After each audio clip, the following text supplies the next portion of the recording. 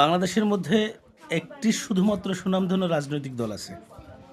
এখন আমরা যদিও নাম দেই ইসলাম, প্রিয় দেশ, ইসলামিক দল, কিন্তু আমরা দেখতে পাচ্ছি বাংলাদেশের মধ্যে শুধুমাত্র একটি দল ইসলামিক নিয়ম অনুযায়ী চলে, নিজেদেরকে পরিচালনা করে। পরিপূর্ণ ইসলামিক দল যদি হয়, সেটা একমাত্র ইসলামী আন্দোলন বাংলাদেশের মধ্যেই এই চরিত্র পাওয়া যায়। আর যারা দাবি করে, সম্পূর্ণটাই হচ্ছে মিথ্যা এবং ধোঁকাবাজি। কারণ তাদের মধ্যে ইসলামকে প্রাধান্য দেয় না। আচ্ছা, রাজনীতি করতেছেন, ইসলাম নাম দিয়ে দিচ্ছেন, সেখানে আপনার সর্বক্ষেত্রে ইসলাম কেন প্রাধান্য পাবে না বলেন? তাহলে এটা ধোঁকাবাজি নয়? এই ব্যবসা বাংলাদেশের মধ্যে চলে, আর এটা হচ্ছে ধোঁকাবাজি। কিন্তু ইসলাম প্রিয় এবং দেশ প্রেমিক যে ভাইরা আছেন, ইসলামী আন্দোলন বাংলাদেশ এমন একটি দল যার নেতাকর্মী আদর্শবাদী, যার নেতারা আদর্শবাদী, ঠিক ইসলামের আইন অনুশাসন অনুযায়ী নিজেদেরকে পরিচালনা করে।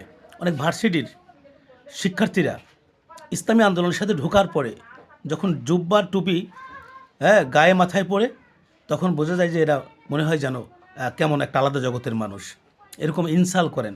কিন্তু আসলে এরা শিক্ষিত মানুষ, এরা আপনাদের ধরনের স্টাইলে চলাফেরা করে না। যেমন অনেক দলের লোক আছে দাড়িটা ছোটো ছোটো করে রাখে, প্রয়োজন অনুযায়ী তারা জুব্বাও পরে, আবার প্রয়োজন অনুযায়ী অনেক জায়গায় শার্ট গেঞ্জিও পরে।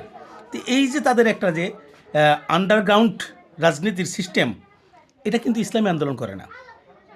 ইসলামী আন্দোলন যেই করুক না কেন, শিক্ষিত, মূর্খ, অশিক্ষিত, আধা শিক্ষিত সবাই এক পর্যায়ে, এক ধরনের, এক ক্যাটাগরির। এই জন্য ইসলামী আন্দোলন বাংলাদেশকে আলাদাভাবে চেনা যায়, যারা ইসলামী আন্দোলনের লোক।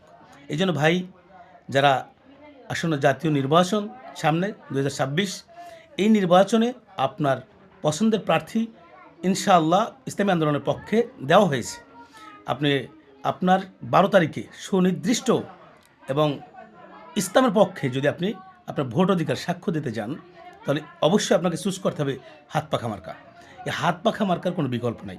আপনি অবশ্যই হাত পাখা মার্কায় ভোট দেবেন, কারণ আপনার ভোট যদি পচেও যায়, আপনি আল্লাহ পাক রব্বুল আলামিনের কাছে বলতে পারবেন যে এই দলটাই ছিল ইসলামের জন্য, ইসলামের পক্ষের দল, এই জন্য আমি এখানে ভোট দিয়েছি। আসসালামু আলাইকুম রহমতুল্লাহ। যদি ভিডিওটি ভালো লাগে অবশ্যই শেয়ার করবেন। দ্বিতীয়ত, আবার আমার এই চ্যানেলটি সাবস্ক্রাইব করে দেবেন।